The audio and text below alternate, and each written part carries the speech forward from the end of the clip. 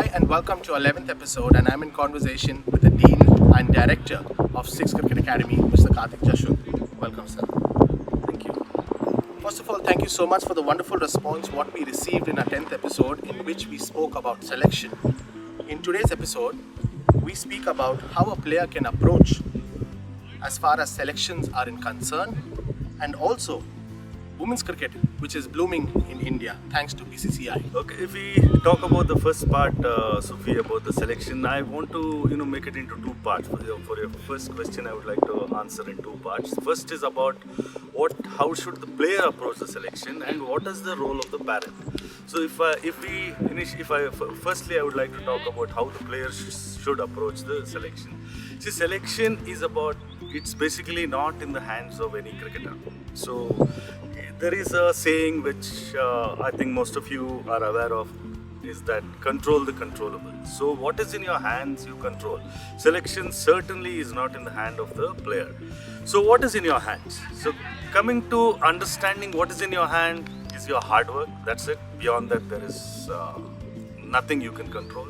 So by working hard, technically, physically, psychologically, tactically, your performance will improve. So what I'm leading you to is about the process path instead of looking at the success path. When people start looking at selections, they're looking at the end goal. So they forget the path. So if you are not going to go in the right path, one or two selections you may be through, but if you want to really reach the top and stay at the top, you got to work on the process and leave the selections to whoever it is, whether it is God or selectors or whoever it is. It's certainly not in your hands. But what is in your hands is performance. So work on the process. That is very, very important. That's it. Have a goal. Nice to have a goal. Nothing wrong in having a goal. But if you don't achieve that, it doesn't mean it's the end of the world. There's many more opportunities. What I see amongst the players also are losing focus on is, initially they have all the enthusiasm when they're young and they're bubbly and bursting to play the game, and one or two selections do not go their way, especially in the junior age group. They start losing focus, they start losing interest. The other side of life, the other interests in life when you're at the age of 16, 17 starts opening up. So there is a diversion. Actually, frankly, it is at that age, at 16, 17 to 20 is the real age for you to really play. That is when you'll be competing against men. So where all your skills will be put into test. And if you succeed there, you're a good player. See, when you're a junior player, when you're playing at the age group cricket, if you're slightly psychologically strong, if you're slightly physically strong, or for whatever reason, maybe even to an extent of a good bat will also make a difference. So, but at the next level, everybody will have a good bat, everybody will be psychologically as good as you are and physically as strong as you are. So at that time, are you willing to compete and be the best there? So first thing is, give yourself that kind of time. And what is in your hand, you control. Leave the selections.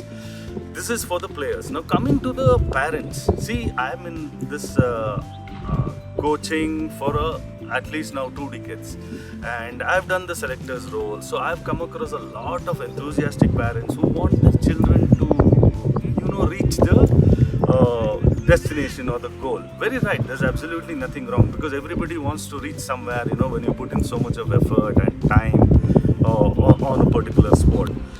So, but what happens here is, I've come across many, and let me tell you, there's no one example who's taken shortcuts. I'm talking about the parents. Shortcuts means, getting close to the administrators, getting close to the coaches, giving them parties. People have gone to an extent, Sophie, I'm telling you, in my so many years of coaching, I've come across these kind of parents who think they're doing their best, but actually indirectly they're harming them. Parents have gone to the extent of buying up grounds, buying up clubs, getting close to the selectors, getting close to the administrators at the KSCA. All this will not help, because I don't have one example. If that is true, if you look at the Indian team also currently, whether it is a test team or a 50-50 or a 20-20, you see a lot of people who have just come from nowhere. Forget buying a ground, they probably couldn't buy a bat. But then how did they reach wherever they've reached? And they've been great. They've done great service for India and for their state or for their IPL teams. So the path for your child is just allow him to develop, and as a holistic person, what the sport can give, not just selection. There are so many things which the sport gives, as you become an athlete. So appreciate those good things and don't take any shortcuts. Like, I think I could not have been more open about these things, about about the selectors, administrators, coaches, getting close to them, giving them parties, helping them in other ways, and expecting help from there to the children. It will only hamper your growth, and I've certainly not seen any cricketer reach the top. And in fact, I've seen a lot of the ill sides of it, where in fact when the child sees the parent do all this in the normal life of the child, because he's going to live the next 40-50 years, he has to live his life on his own feet. So when he sees his parent taking all these shortcuts, doing all these things what I just told, he also will lean towards the easier side of life.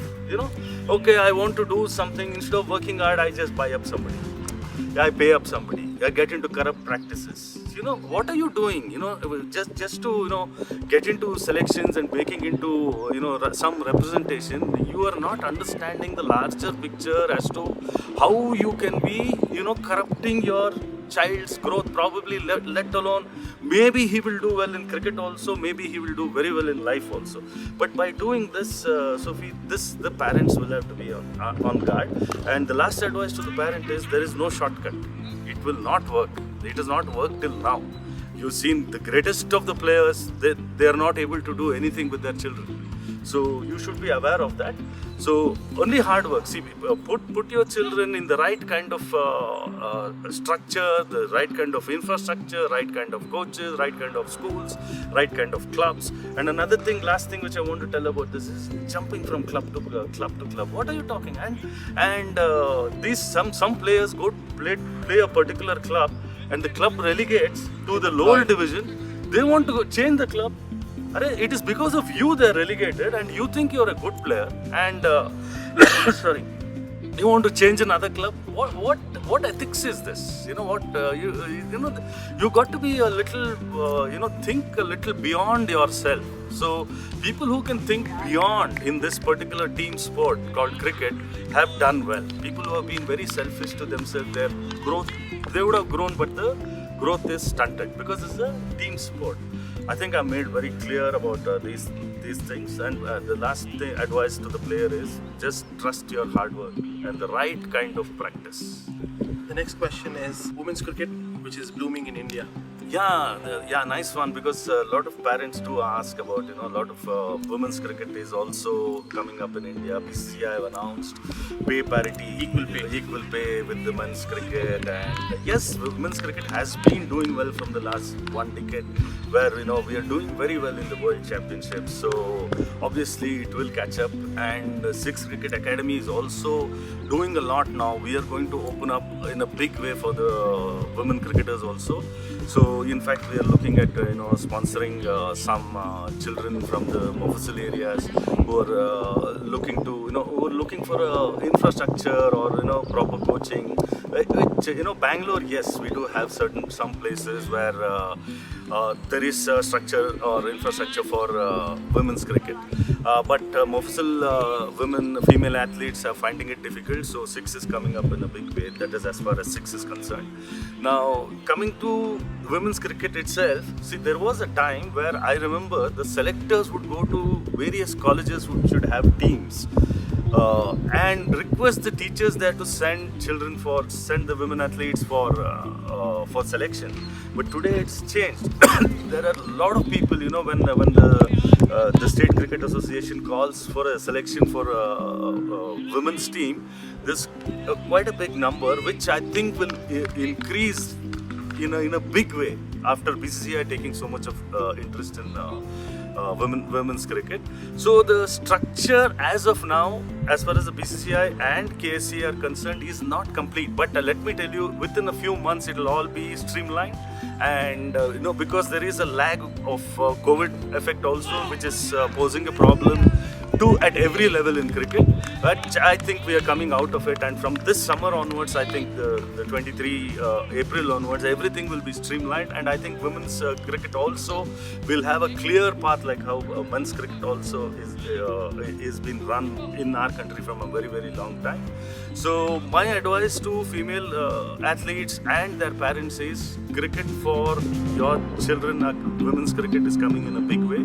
So keep at it, do the right things. And again, the same thing applies to the selections. Only trust your hard work, your planned hard work. Don't take any shortcuts.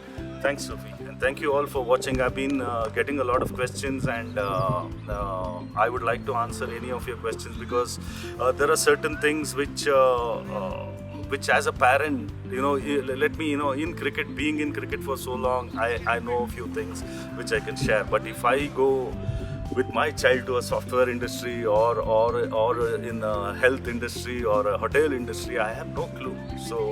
So I know what you guys are thinking of. So as far as possible, I would try to share my knowledge with you. And if you have any questions in this episode of which first Sunday of every month, which I plan to come and talk to you. If there are any questions, please get back to us. Thank you so much. Thank you so much. Do like, share, and subscribe to our YouTube channel.